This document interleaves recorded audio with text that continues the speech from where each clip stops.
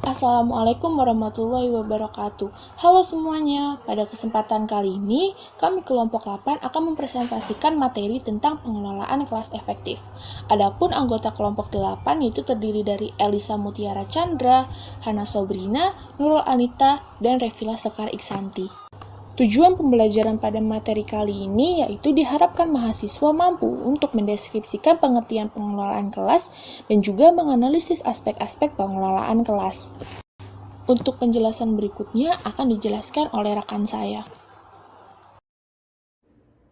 Baik, untuk pembahasan pertama yaitu mengenai pengertian dari pengelolaan kelas.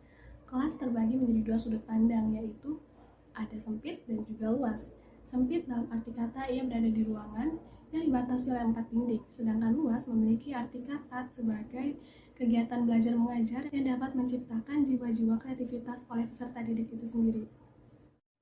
Dan apa itu pengelolaan kelas? Menurut Ahmad Tembung dalam Supriyanto tahun 1991, pengelolaan kelas adalah upaya yang dilakukan oleh guru dalam menciptakan dan mempertahankan serta mengembang tumbuhkan motivasi belajar peserta didik agar dapat mencapai tujuan yang telah ditetapkan. Nah, selanjutnya terdapat fungsi-fungsi pengelolaan kelas. Yang pertama, menciptakan interaksi pembelajaran. Hal ini dapat dilakukan dengan cara adanya diskusi, tanya jawab, dan juga tutor sebaya antar satu peserta didik dengan yang lainnya, agar dapat membuka ruang pengetahuan lebih bebas dan juga transparan. Lalu yang kedua, timbulnya komunikasi orang tua dengan sekolah. Lalu yang ketiga, menciptakan suasana pembelajaran yang menyenangkan dan juga menarik, di mana hal ini dapat digunakan dengan menggunakan model pembelajaran atau media pembelajaran yang menyenangkan seperti pembelajaran menggunakan video, seperti pembelajaran berbasis game, dan lain sebagainya. Dan selanjutnya ada terwujudnya budaya sekolah secara optimal. Hal ini sudah biasa kita dengar dengan sebutan 5S, yaitu salam, senyum, sapa, sopan, dan santun. Hal ini jika diterapkan juga dalam kelas-kelas sekolah, maka kelas tersebut menjadi lebih hidup dan juga tentunya positif. Baik, selanjutnya akan membahas tentang aspek-aspek pengelolaan kelas. Pada kelompok kami yaitu menjelaskan dua aspek pengelolaan kelas. Yang pertama ada lingkungan fisik kelas dan yang kedua ada lingkungan positif untuk belajar. Dalam lingkungan fisik kelas itu terbagi menjadi dua. Yang pertama ada tatap muka dan tatap maya, di mana tatap muka itu sendiri yaitu lingkungan dari disiplin teknologi pendidikan dikategorikan sebagai sumber belajar latar. Jadi dalam latar itu sendiri tersedia sumber-sumber belajar yang sengaja dirancang dan juga dimanfaatkan untuk mencapai tujuan pembelajaran yang telah ditetapkan. Misalnya seperti buku-buku, komputer yang telah disediakan dengan jaringan internet, sudut membaca atau perpustakaan, dan lain sebagainya. Adapun prinsip-prinsip penyusunan kelas dibagi menjadi dua. Yang pertama, menurut Pauwels Lina Putra tahun 2003, terdiri dari visibility, keleluasaan pandangan. Yang kedua, accessibility, mudah dicapai. Yang ketiga, fleksibilitas, keleluasaan. Yang keempat, kenyamanan dan keindahan. Kedua, menurut Everson, Emmer, dan Wortham tahun 2003, dibagi menjadi 4, yaitu yang pertama, kurangi kepadatan di tempat lalu lalang. Yang kedua, memastikan bahwa guru dengan mudah melihat mahasiswa. Yang ketiga, materi pengajaran dan perlengkapan murid harus mudah diakses. Yang ketiga, pastikan semua murid dapat dengan mudah melihat semua presentasi kelas. Selanjutnya, gaya penyusunan kelas. Yang pertama, gaya auditorium. Yang kedua, gaya berhadap-hadapan. Yang ketiga, gaya offsite. Yang keempat, gaya seminar. Dan yang terakhir, gaya kelompok. Selanjutnya, lingkungan fisik kelas. Kelas maya atau virtual kelas adalah lingkungan belajar yang secara tatap muka, secara langsung antara pengajar dan peserta didik. Pengajar sudah mempersiapkan bahan ajar dalam bentuk media digital yang dapat diakses, dibagikan dengan internet kapan saja dan di mana saja. Adapun macam-macam e-learning, yang pertama Learning Management System atau LMS, Learning Content Management System atau LCMS, Social Learning Networking atau SLN.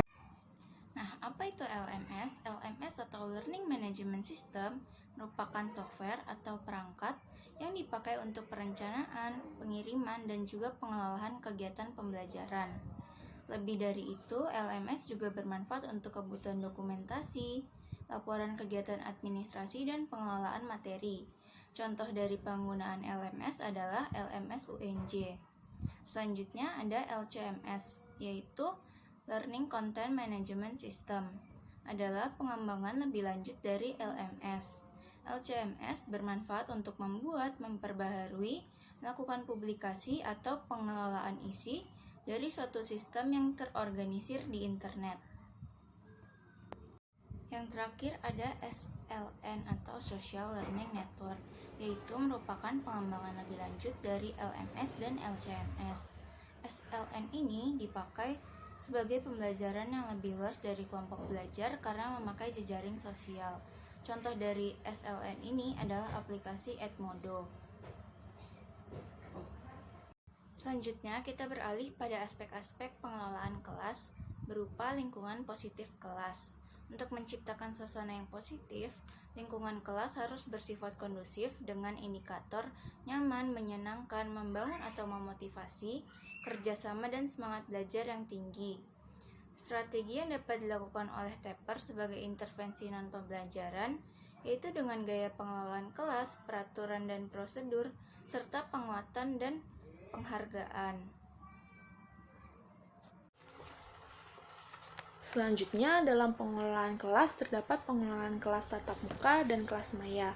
Yang termasuk ke dalam kelas tatap muka yaitu adalah gaya belajar otoriter, di mana gaya belajar otoriter ini dia bersifat ketat, menghukum dan fokus menjaga ketertiban di kelas dengan menempatkan guru di dalam peranan menciptakan dan memelihara ketertiban di kelas dengan menggunakan strategi pengendalian. Di mana gaya belajar otoriter ini dia mendorong peserta didik untuk lebih mandiri dan pemikir, untuk menunda kepuasan sementara, rukun dengan teman sebaya, serta menunjukkan harga diri yang tinggi. Nah, untuk kelas maya itu terdapat gaya manajemen kelas permisif dan gaya manajemen kelas demokrasi. Gaya manajemen kelas permisif ini dia bersifat memberikan kebebasan dan membolehkan kepada peserta didik untuk melakukan aktivitas dan mengembangkan diri dengan pengawasan yang longgar dari pengajar, di mana pembelajar juga lebih sedikit memberi dukungan kepada peserta didik dalam keterampilan belajar atau perilakunya. Dan yang selanjutnya, gaya manajemen kelas demokrasi. Nah, demokratis yang dimaksud di dalam kelas adalah peserta didik juga ikut berperan dalam bagaimana pembelajaran itu berjalan, di mana strategi demokratis ini memicu siswa untuk menjadi pemikir dan pelaku yang mandiri, namun masih melibatkan pemantauan yang efektif. Nah, yang selanjutnya ada penguatan dan penghargaan. Penguatan dan penghargaan dalam pembelajaran melalui tatap muka maupun maya harus diberikan sesuai dengan tujuan, di mana memanusiakan manusia adalah titik tolak aliran belajar humanistik yang menjadi kunci utama dalam memberikan penguatan dan penghargaan pada saat pembelajaran berlangsung. Penghargaan ini merupakan pengakuan prestasi seperti hadiah yang berupa piala, sertifikat, ataupun buku, yang mana dapat membangun hubungan positif peserta didik baik dari pihak internal kelas dan pihak eksternal kelas. Nah, contoh dari penguatan dan penghargaan ini itu seperti kata-kata yang membangun. Misalnya bagus, hebat sekali, ataupun luar biasa. Dan juga anggota tubuh seperti memberikan apresiasi dengan tersenyum, tepuk tangan, dan juga acungan jempol. Dan yang terakhir itu adalah aturan dan prosedur, di mana aturan adalah serangkaian ketentuan, petunjuk, patokan, atau perintah yang telah ditetapkan supaya dijalankan. Di mana pada pembelajaran baik tatap muka maupun maya, aturan harus tetap dibuat dan harus tetap dijalankan dengan semaksimal mungkin demi kenyamanan bersama. Nah, kalau prosedur itu, dia lebih berkaitan dengan rutinitas melakukan suatu aktivitas. Misalnya prosedur praktikum di laboratorium, prosedur diskusi, prosedur pembuatan proyek, dan lain-lain. Nah, contoh dari aturan dan prosedur itu ada tata tertib di sekolah atau tata tertib di dalam kelas, ada etika saat bertemu guru, penggunaan ponsel dan kalkulator di dalam kelas, juga mengerjakan tugas tepat waktu yang tenggat waktunya cukup lama, dan lain-lain. Kesimpulan dari presentasi kali ini yaitu kelas harus dikelola sedemikian rupa sehingga benar-benar merupakan taman belajar yang menyenangkan, dan dapat dikatakan bahwa kelas merupakan ruang belajar atau lingkungan fisik dan rombongan belajar atau lingkungan emosional yang dibentuk dengan keadaan positif agar dapat mendukung motivasi belajar peserta didik. di mana dalam aspek-aspek pengelolaan kelas itu terbagi menjadi dua bagian, yaitu kelas tatap muka dan kelas maya, yang dibentuk dengan sebaik dan senyaman mungkin supaya peserta didik mendapatkan hak-hak belajarnya secara interaksi dan fleksibilitas. Sekian presentasi dari kelompok 8, kurang lebihnya mohon maaf. Terima kasih. Wassalamualaikum warahmatullahi wabarakatuh.